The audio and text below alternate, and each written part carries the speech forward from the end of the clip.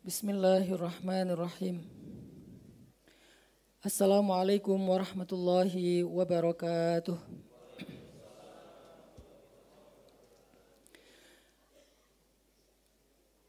Alhamdulillahirabbil alamin. Alhamdulillahilladzi hadana li hadza wa ma kunna linahtadiya laula an hadanallah. Asyhadu an la ilaha illallah wahdahu la syarikalah. Wa asyhadu anna Muhammadan abduhu wa rasuluhu la nabiyya ba'dah. Allahu akbar. Allahumma ahillahu alaina bil amni wal aman, bil amni wal iman, was salamati wal islam, wat taufiqi lima tuhibbu wa tarda. Jamaah salat Isya dan tarawih yang dirahmati Allah Subhanahu wa taala. Alhamdulillah malam ini Allah Subhanahu wa taala memperkenankan kita pada akhirnya bertemu kembali dengan tamu yang sangat istimewa, yaitu bulan Ramadan tahun 1444 Hijriah. Apa yang tadi saya baca di awal adalah doa yang diucapkan Nabi di malam pertama Ramadan ketika melihat hilal. Allahumma ahillahu alaina bil amni wal iman was salamati wal islam wat taufiqi lima tuhibbu wa tarda. Rabbuna wa rabbukallah. Ya Allah, tampakkanlah hilal ini kepada kami dalam keadaan iman, dalam keadaan aman, dalam keadaan Islam, dalam keadaan selamat, dan dalam keadaan mendapatkan taufik untuk beramal solih dengan apa yang Engkau ridhoi. Rabb kami dan Rabb Engkau wahai hilal adalah Allah Subhanahu wa taala. Semoga dengan kita mengucapkan ini di awal khutbah malam ini, Allah berikan kepada kita al-amnu wal aman, wassalamatu wal islam, wat taufik kepada apa yang Allah ridhoi. Allah Subhanahu wa taala berfirman di dalam surat Fatir ayat 32. A'udzu billahi minasyaitonir rajim. Bismillahirrahmanirrahim. Summa awrathnal kitabal ladzina astafaina min ibadina. Faminhum zalimun li nafsihi wa minhum muqtasidun wa minhum sabiqum bil khairati biiznillah, dzalika huwal fadlul kabir. Kemudian kami wariskan Alkitab ini kepada hamba-hamba yang telah kami pilih di antara hamba-hamba kami. Maka kemudian di antara mereka ada yang menzolimi diri mereka sendiri. Di antara mereka ada yang pertengahan. Dan di antara mereka ada yang bersegera kepada kebaikan-kebaikan dengan seizin Allah. Yang demikian itulah karunia yang sangat besar. Shadaqallahul azim. Jamaah sekalian, kata para ulama, banyak sekali dari kaum muslimin yang tidak memahami hakikat dari bulan suci Ramadan. Mereka sering salah faham terhadap Ramadan. Baik mereka menyadarinya ataupun tidak menyadarinya. Di antara mereka ada yang menganggap Ramadan itu sebagai sebuah musim dalam perjalanan waktu dalam satu tahun. Musimnya makan enak, musimnya buka puasa bersama dengan teman-teman, musimnya reuni dengan berbagai macam komunitas, musimnya untuk bisa melakukan olahraga ringan setelah sholat subuh, musimnya mengurangi jadwal-jadwal yang berat dalam pekerjaan, atau bahkan musimnya untuk mendapatkan banyak keuntungan dalam urusan pekerjaan dan dunia. Sebagian orang berpikir Ramadan adalah musim seperti itu. Sehingga jika mereka bahagia dengan Ramadan, itu karena alasan-alasan tadi. Alasan karena ingin reuni dengan teman-teman. Mulailah mereka merencanakan itu dengan sungguh-sungguh. mencari tempat yang bagus, mencari waktu yang tepat, mengajak satu demi satu di antara teman-temannya di grup, japri dan seterusnya. Mencari menu yang tepat, membuat rundown acara yang nyaman, yang hebat, yang semuanya berkesan. Mereka persiapkan segala sesuatu untuk tujuan tersebut karena mereka memahami Ramadan adalah itu. Ramadan adalah musimnya reuni. Ada juga yang berpikir bahwa Ramadan adalah musimnya untuk lebih sering bertemu dengan keluarga. Sehingga mereka rebutan duluan berlomba-lomba untuk bisa sampai ke rumah sebelum waktunya berbuka puasa. Kemudian mereka mempersiapkan makanan yang paling nikmat di atas meja rumah makan di rumah mereka. Mereka berharap semua keluarga mereka berkumpul. Kemudian mereka akan mengurangi jadwal kegiatan mereka di luar rumah agar lebih banyak di rumah. Mereka persiapkan segala sesuatu untuk kebutuhan tersebut karena mereka memahami Ramadan adalah musimnya atau momennya keluarga. Ada juga yang memahami Ramadan sebagai sebuah peluang bisnis. Sehingga persiapan menjelang Ramadannya dihabiskan untuk merencanakan bisnis plannya. Bisnis kuliner dengan jualan di jalan, jualan di depan masjid, atau dengan membuat berbagai macam program menjadi vendor kegiatan berbuka puasa di masjid, vendor tahajud, vendor sahur, vendor iktikaf, membuat event-event Ramadan. Karena di bulan Ramadan itu banyak event. Saya tidak lagi berbicara benar dan salah, tetapi sedang membicarakan realitas di dalam pikiran kita sebagai kaum muslimin. Sehingga energi yang kita habiskan menjelang Ramadan, perhatian yang kita berikan untuk menyambut Ramadan sesuai dengan pemahaman kita tentang apa itu Ramadan. Apakah musimnya reuni? Apakah momennya keluarga? Apakah sebuah kesempatan bisnis yang paling baik, paling besar akan mendapatkan revenue yang paling baik di bulan ini dibandingkan dengan bulan-bulan yang lain. Terlepas dari apakah itu benar dan salah, kita menghargai setiap inisiatif, tetapi ada satu hal yang perlu kita sadari bersama. Sesungguhnya Ramadan pada hakikatnya kata para ulama adalah sebuah madrasah. Ramadan adalah madrasah bagi diri kita secara individu. Ramadan adalah sebuah madrasah bagi keluarga kita.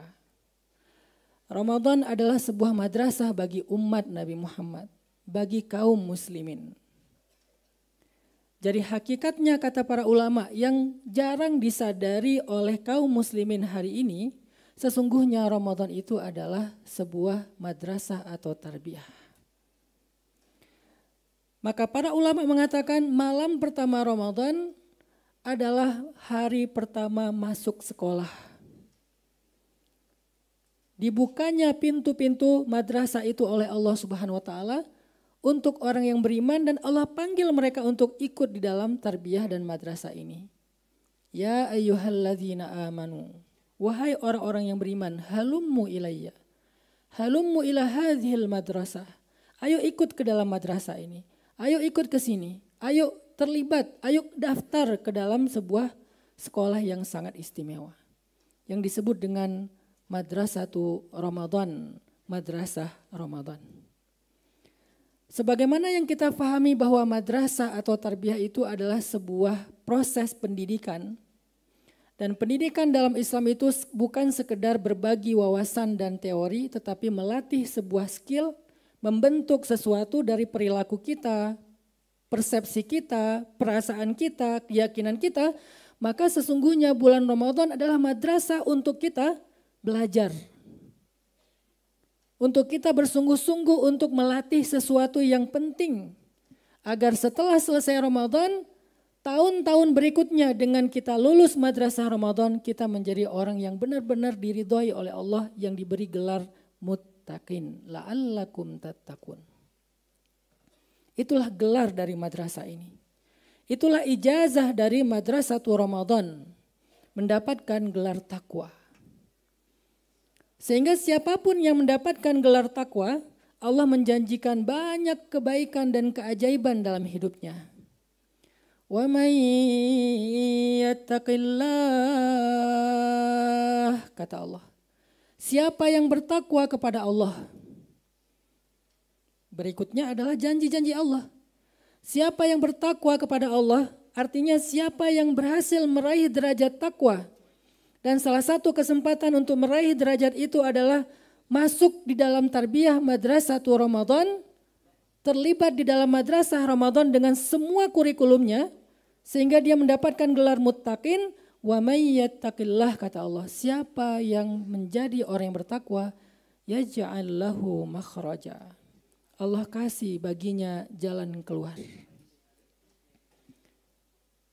Kata para ulama, makhraja itu kalau kita mau menjelaskan maknanya adalah kondisi seperti ketika seseorang berada di sebuah tempat yang sangat sempit, tertutup rapat, tidak ada lubang untuk dia bernafas, apalagi dia keluar kecuali sekecil lubang jarum.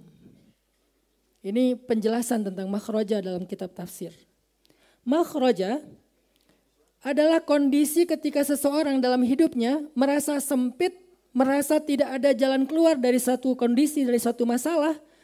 Hampir bahkan dia tidak bisa bernafas, apalagi keluar dari situ kecuali dengan satu lubang kecil sekecil lubang jarum. Tidak ada jalan lain untuk keluar.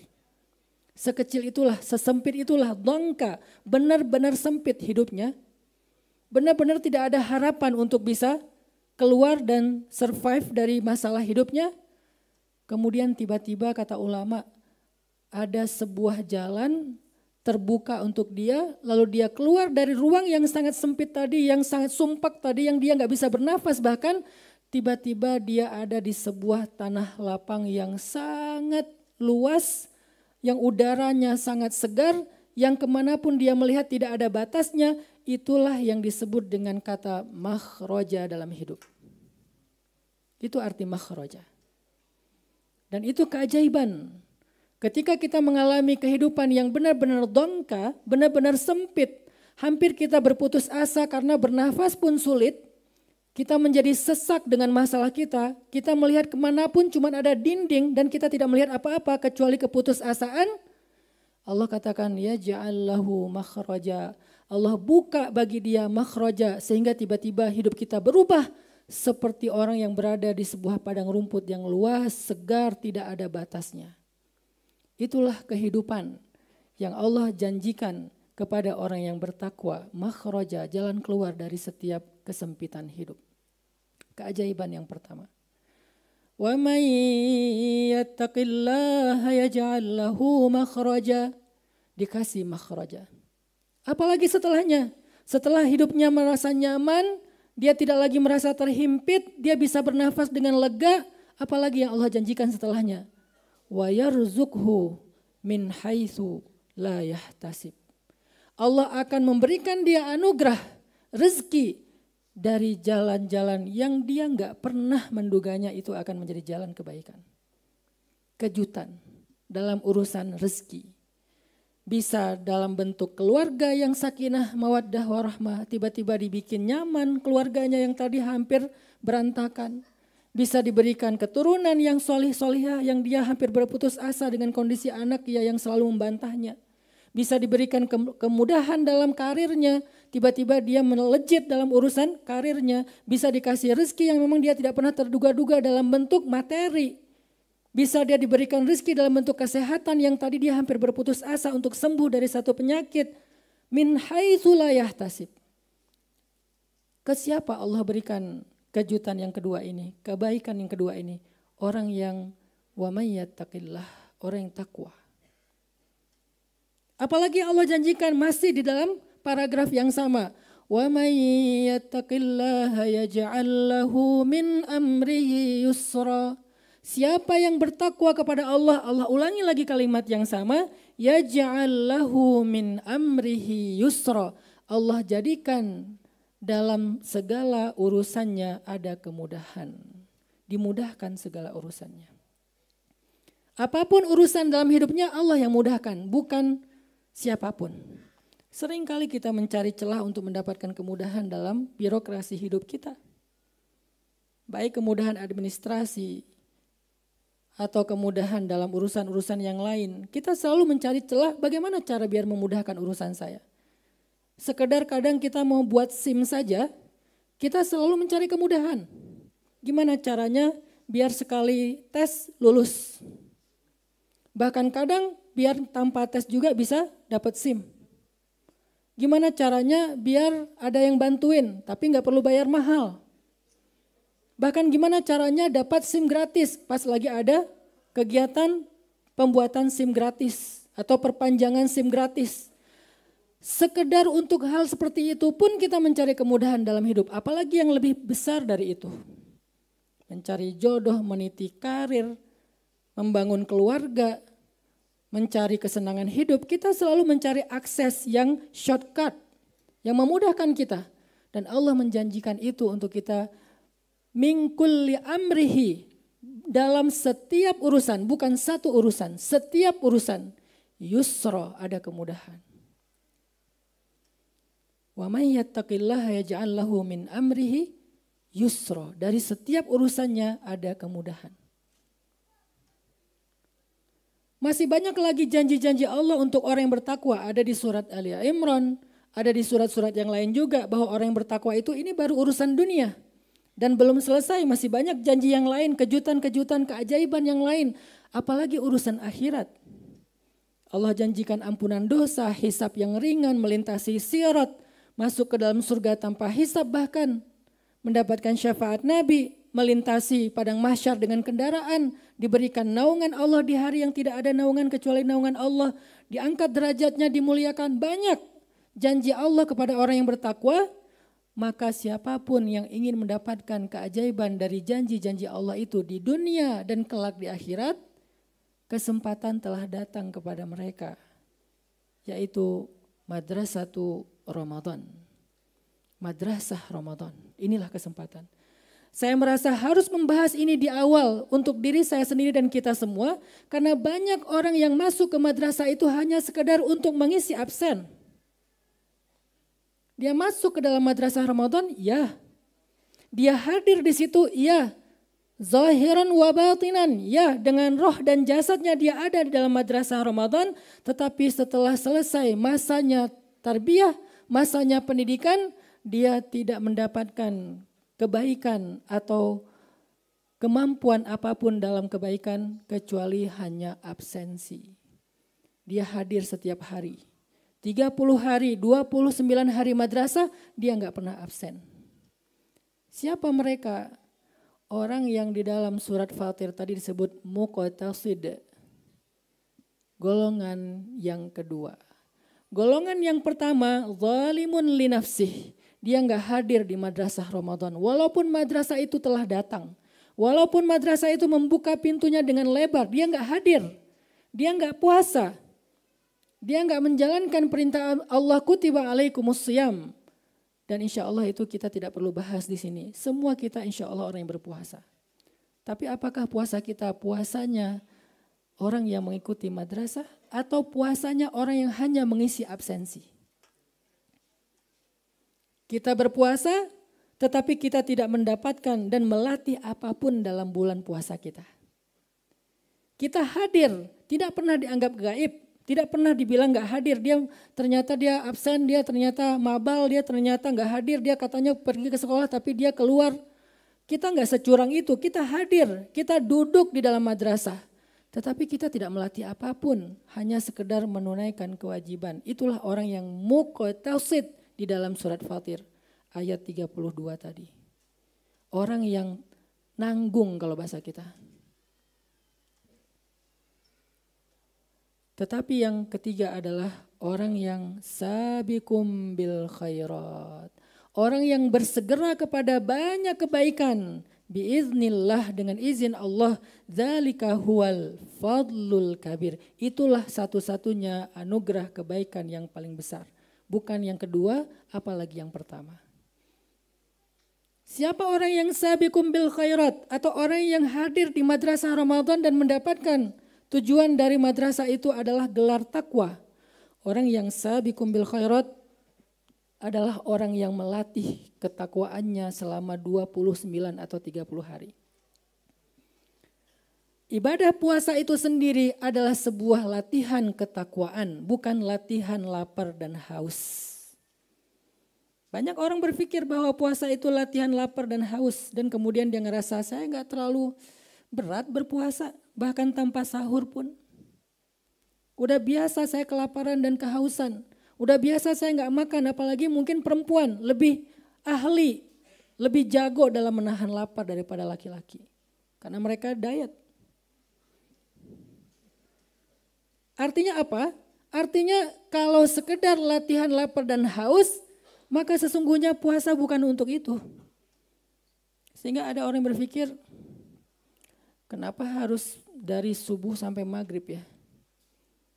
Ada juga orang yang enggak makan kecuali minum air putih saja di malam hari. Dan itu sebuah terapi yang katanya bagus.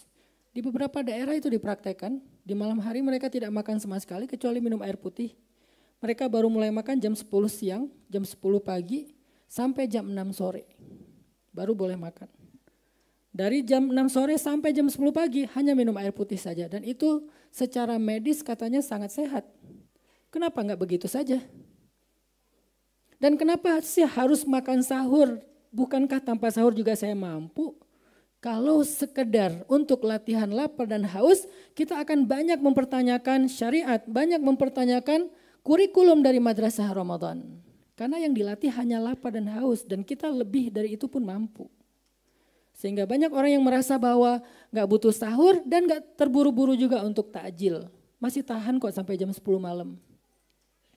Ternyata puasa itu sendiri adalah sebuah madrasah tarbiyah untuk melatih kita punya sebuah skill namanya skill takwa. Apa itu? Kata Nabi, "Man lam yada qaulaz zur wal amal bihi falaisa lillahi hajatun fi ayyada'a ta'amahu wa syarabah." Siapa yang tidak meninggalkan ucapan yang buruk, dalam riwayat yang lain ucapan yang buruk, ucapan yang dusta, kesia-siaan dan perbuatan jahil, hal yang berdosa, maka Allah tidak butuh kepada usahanya meninggalkan makan dan minum. Artinya puasa sendiri bukan tentang menahan lapar dan haus, tetapi menahan diri dari perbuatan dosa. Mulai dosa lisan, dosa mata, dan dosa-dosa yang lain. Ini adalah dua simbol dosa. Bagi perempuan simbolnya ada di lisan, bagi laki-laki simbolnya ada di mata. Sehingga siapa yang tidak bisa menahan matanya, ini hanya simbolik, berarti semuanya. Atau tidak bisa menahan lisannya, maka Allah tidak butuh kepada usahanya untuk menahan dari makan dan minum seharian itu. Kenapa? Itulah madrasah skill takwa yang sedang dilatih. Supaya setelah 1 bulan kita melatih madrasah takwa kita, mentarbiyah, membentuk skill kita, maka setelah Ramadan harusnya kita menjadi orang yang bertakwa. Sudah beres dengan urusan itu. Berbeda dengan orang yang hanya melatih makan dan minum, setelah selesai Ramadan saatnya merdeka. Udah boleh makan, bahkan sebelum berangkat sholat Idul Fitri ada sunnah makan dulu. Sehingga dengan demikian dia juga merasa bahwa semuanya juga udah merdeka, termasuk dosa mata, dosa lisan, perilaku dan seterusnya udah bebas, enggak seperti Ramadan. Itulah kesalahpahaman karena dia menganggap puasa sendiri adalah sebuah latihan lapar dan haus. Bisa enggak di bulan Ramadan ini kita melatih takwa, skill takwa, bukan ilmu takwa, bukan wawasan takwa, bukan menghafal ayat dan hadis tentang takwa, tetapi skillnya kita punya perilaku orang yang bertakwa. Menahan lisan dan mata kita. Apalagi skill yang dilatih dengan madrasah Ramadan yang disebut dengan skill takwa, melatih sholat yang rohah, sholat yang khusyuk. Karena rehatnya sholat itu ketika hati khusyuk. Kalau hati belum khusyuk maka sholatnya enggak mungkin rehat, pasti beban. Sehingga ketika mendengar suara azan ada rasa beban. Kalau belum sholat terbeban, bukan ngerasa rindu dengan sholat. Maka di bulan Ramadan kita sedang dilatih sholat yang khusyuk agar mendapatkan rohatus sholah, rehatnya sholat. Yang kalau dilakukan sekian rakaat disebut dengan sholatut tarawih. Sholat yang rehat, sholat yang santai. Kenapa kok yang dilatih sholat Ustadz? Wasta'inu bis sabri wassalah. Karena hidup kita salah satu kunci dari segala keajaiban dan kemudahan itu ada di sholat. Selain sabar. Jadi siapapun yang bisa memperbaiki sholatnya di bulan Ramadan, terutama sholat subuh. Dengan adanya syariat sahur, maka memudahkan kita melatih sholat subuh. Tapi bagi orang yang merasa tanpa sahur pun saya bisa berpuasa, tetap subuh bagi dia sulit. Tetaplah bagi dia subuh itu sulit karena dia tidak merasa butuh makan sahur. Maka muncul lagi ajakan Nabi, makanlah sahur, sesungguhnya di dalam sahur ada berkah. Apa keberkahan dari sahur? Yang paling nyata keberkahan dari sahur itu adalah memudahkan kita sholat subuh berjamaah. Saya kalau nanya, apa ya keberkahan sahur? Saya tetap kuat kok puasa tanpa sahur. Saya nggak terlalu berselera dengan makanan yang ada di meja makan rumah saya. Bukan makanannya yang berkah, bukan saja makanannya yang berkah. Kita tahu itu, tetapi yang lebih besar daripada keberkahan dalam makanan yang tersedia di atas meja makan kita adalah memudahkan kita sholat subuh tepat waktu kalau laki-lakinya berjamaah. Itulah keberkahan paling nyata dari sahur.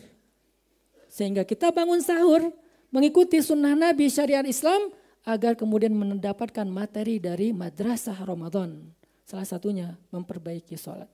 Dan sholat yang paling berat bagi orang-orang yang lemah imannya, bahkan cenderung kepada munafik adalah sholat subuh. Sehingga kalau sholat subuh sudah nyaman bagi dia, pasti akan lebih mudah bagi dia maghrib, isya, zuhur, asar dan seterusnya. Sholat-sholat sunnah yang lain.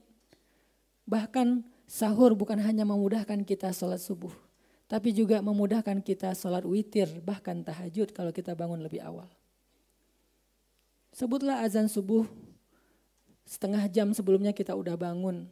Kita masih bisa sholat tahajud 2 rakaat, sholat witir 3 rakaat, masih ada waktu 15-10 menit. Kita bisa makan sahur dengan ringan atau dengan santai. Kemudian setelah makan sahur kita pergi ke masjid, kita sholat subuh berjamaah. Bukankah itu keberkahan yang luar biasa? Gara-gara kita bangun untuk sahur, dapat tahajud, dapat witir, dapat doa antara tahajud dengan witir yaitu istighfar. Wabil asharihum yastaghfirun. Orang yang soleh itu adalah orang yang menghabiskan waktu sahur dengan istighfar. Kemudian dapat qobliyah subuh yang lebih baik daripada dunia dan seisinya. Kemudian dapat subuh berjamaah yang dijamin masuk surga kalau dia mati hari itu. Banyak kebaikan yang kita dapatkan hanya dengan bangun sahur, madrasah Ramadan. Itu yang dilatih, perbaiki sholat. Yang ketiga, apalagi skill takwa yang dilatih di bulan Ramadan? Tilawah Al-Quran. Sebagaimana yang kita sering dengar ayat dibaca syahrul Ramadan, unzila fihil Quran. Bulan yang di dalamnya diturunkan Al-Quran. Petunjuk, penjelasan dan seterusnya. Intinya adalah Ramadan adalah momentum agar kita kembali memperbaiki hubungan kita dengan Al-Quran. Adanya tradisi tadarus. Tradisi yang terilhami dari sunnah Nabi, dari syariat Islam di bulan Ramadan. Bisa kita lakukan berjamaah, bisa kita lakukan sendiri, berjamaah dapat setengah juz, sendiri dapat setengah juz, 1 hari dapat 1 juz, atau bahkan lebih. Itu adalah kesempatan kita belajar skill, merasa nyaman membaca Al-Quran 1 juz, karena itu hak Al-Quran. Tetapi kalau setelah Ramadan kita tidak mampu melanjutkan tradisi ini, membaca Al-Quran 1 hari 1 juz, khatam setiap bulan, berarti kita belum lulus derajat takwa di bulan madrasah Ramadan. Latihannya untuk itu. Jadi kita tidak menjadikan Ramadan hanya satu momen yang setelah dia berlalu maka semua kebaikan berlalu. Bukan. Dia madrasah yang dari situlah berawal banyak kebaikan yang lain. Yang dari situlah dia memulai banyak kebaikan yang lain dalam hidupnya. Bukan hanya momen sesaat yang kemudian dia pergi maka hilang pula kebaikan-kebaikan yang lain. Awal dilatih di situ. Kok latihnya bulan Ramadan, Ustadz?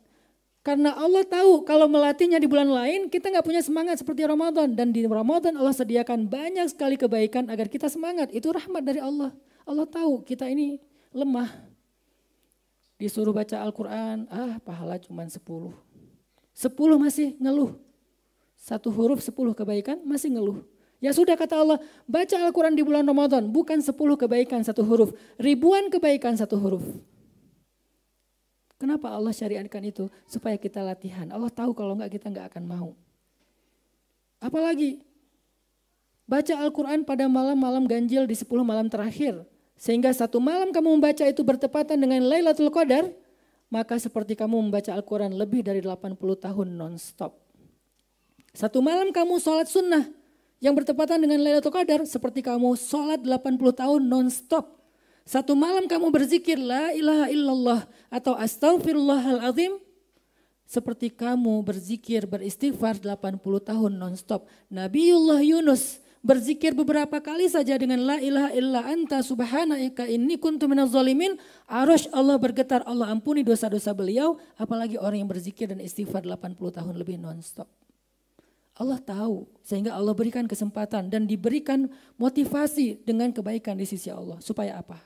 Bukan itu tujuannya, itu adalah motivasinya. Tapi tujuan dari semua kegiatan itu, la'allakum tattaqun, belajar takwa. Kok harus jadi orang yang bertakwa Ustadz? Karena hanya menjadi orang yang bertakwa lah kita akan dapatkan keajaiban dari janji-janji Allah yang tadi. Syaratnya takwa. Latih Al-Quran. Masih banyak lagi latihan yang kita bisa latih di bulan Ramadan. Melatih meninggalkan dosa. Yang pacaran melatih untuk membatasi hubungan. Ini lagi puasa nih, jangan chat dulu ya. Nanti aja 1 Syawal. Itu bukan madrasah. Itu namanya momen. Lagi momen puasa. Sabar ya. Oh ya udah. Tapi aku boleh nanya kan kamu udah sahur atau belum daripada kamu kelewat? Sama. Boleh nggak aku nanya kamu buka puasa apa hari ini? Sama. Jadi dilatih, bukan disabarin, bukan ditinggal sementara, dilatih. Harapannya setelah 29 hari, 30 hari udah kuat hatinya untuk bisa menahan diri selama 30 hari. Kayaknya selama ini kita salah. Maksud kamu, kita nikah aja yuk. Saya nggak bilang putusin ya, berat, pilihan yang ini berat. Ajak nikah aja. Bulan Syawal kata orang-orang Indonesia bulannya menikah, silaturahim, menyambungkan. Belum siap, ya udah tahan diri. Kita nggak usah ada status dulu. Kenapa? Saya lagi ngelanjutin Ramadan. Aneh kamu bulan Syawal masih Ramadan. Ramadan bukanlah 1 bulan. Ramadan madrasah untuk kita terapkan dalam hidup kita. Artinya belajar skill takwa, meninggalkan dosa, meningkatkan ketaatan, itu yang paling general. Meninggalkan dosa, meningkatkan ketaatan, jaga selama 30 hari, mudah-mudahan bisa menjadi sebuah habit, karakter, perilaku, mindset, perasaan, keyakinan untuk bulan-bulan berikutnya sepanjang hidup kita. Semoga Allah berikan kita Ramadan yang berkah, yang menjadikan Ramadannya sebagai madrasah takwa, dan kita digolongkan termasuk orang yang sabiqum bil khairat, yang berlomba-lomba dalam kebaikan. Barakallahu fikum. Wassalamualaikum warahmatullahi wabarakatuh.